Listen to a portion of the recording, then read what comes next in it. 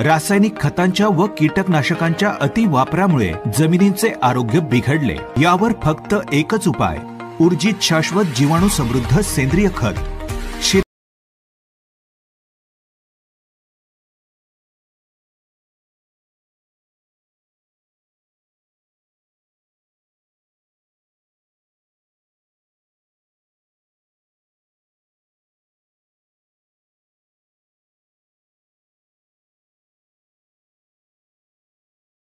अधिकृत वितरक काजवा शेतकरी सेवा केंद्र पणदूर। बैठक संपन्न झाली आणि यावेळी संघटनेच्या विविध विषयांवर चर्चा करण्यात आली। सिंधुदुर्ग जिल्ह्यात पाहिल्यास सर्वात जास्त युवकांना संधी देण्याचं काम शिवसेनेच्या माध्यमातून झालं। त्यामुळे आमचे युवा सेनेचे बरेच सरपंच, ग्रामपंचायत सदस्य, मी नगरसेवक, उपनगराध्यक्ष निवडून आलो। त्याचप्रकारे येणाऱ्या काळात सर्व निवडणुकांमध्ये आम्हाला युवकांना पक्ष संधी देईल अशी आशा बाळगतो। त्याचप्रकारे आदित्यसाहेब ठाकरे यांचा वाढदिवस झाला। त्या वाढदिवसानिमित्त संपूर्ण जिल्ह्यामध्ये रक्तदान, वृक्षारोपण, मार्गदर्शन शिबिर असे कार्यक्रम घेण्यात आले। त्याचप्रकारे आता येत्या काळामध्ये मुंबई युनिव्हर्सिटीचं सिनेट इलेक्शन आहे। त्या इलेक्शनला सिंधुदुर्ग जिल्ह्यातून जास्तीत जास्त मताधिक्य देण्यासाठी आमची चर्चा झाली आणि गेल्या वेळी आमचे 10 पैकी 10 सदस्य युवासेनेचे निवडून आले होते आणि यावेळी पण 10 पैकी 10 सदस्य आमचेच निवडून येतील अशी आम्हाला खात्री आहे। त्याचप्रकारे सिंधुदुर्ग रत्नागिरीमधून एखादा सिनेट मेंबर आमचा असावा जिल्ह्यातील, यासाठी आम्ही पक्षाकडे मागणी करणार आहोत की जेणेकरून इथल्या युवकांचे प्रश्न आहेत ते थेट आम्हाला ते मांडता येतील। त्याचप्रकारे आता डीएडचं आंदोलन झालं। एक गोष्ट खेदाने सांगावीशी वाटते की 2018मध्ये पदवीधरला जे आमदार झाले होते निरंजन डावकरे, ते एवढं मोठं जिल्ह्यामध्ये प्रश्न असून सुद्धा, पदवीधरांचा प्रश्न असून सुद्धा त्याने इथे ढुंकून सुद्धा पाहिलं नाही। गेल्या 5 ते 6 वर्षामध्ये ते इथे कुठेही दिसले नाही। त्यामुळे येत्या काळामध्ये पदवीधरच्या इलेक्शनला जास्तीत जास्त मतदार नोंदणी आम्ही युवासेनेच्या माध्यमातून करणार आहोत।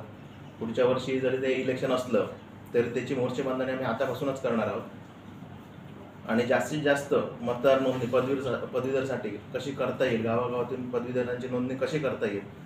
पण एवढं मोठं आंदोलन होत होतं, आमच्या जिल्ह्यातील पदवीधरांना चिरडलं जात होतं, तरी आमदारांनी ते ढुंकून पण पाहिलं नाही।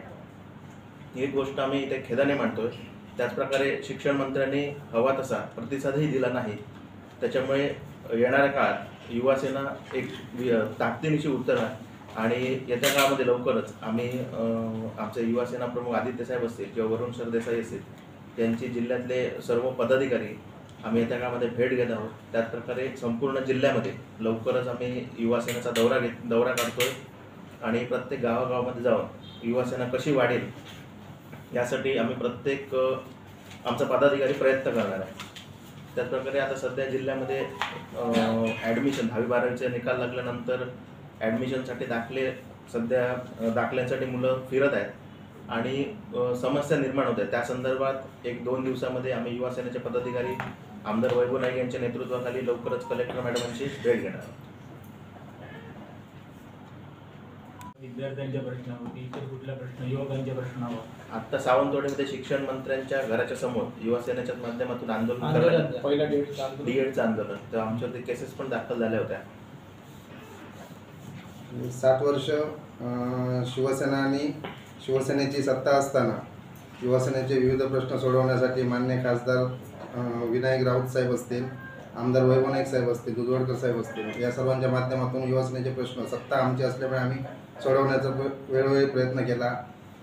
त्या ठिकाणी बऱ्याच प्रश्नांमध्ये आम्हाला यशसुद्धा आलं आणि आता विरोधी पक्ष असताना आम्ही युवासेनेच्या माध्यमातून मंदार शिरसाट नेतृत्वाखाली तुम्ही बघितलं सावंतवाडीमध्ये मोठ्या प्रमाणावर शिक्षण मंत्र्यांच्या घरासमोरच आंदोलन करण्यात आलं आणि यापुढे सुद्धा त्यांच्या नेतृत्वाखाली अशा प्रकारचे आंदोलनं ही वेळोवेळी सुरू राहतील।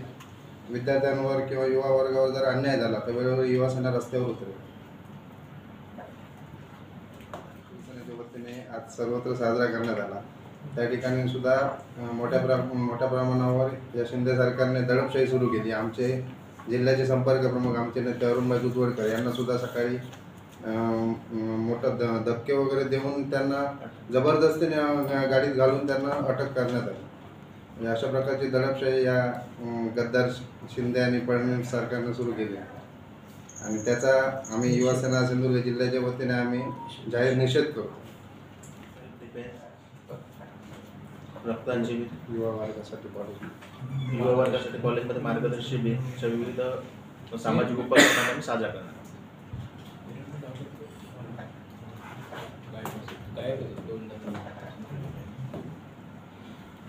म्हणजे इथे पदवीधरांचे एवढे प्रश्न असून कुठे दिसले पण नाही.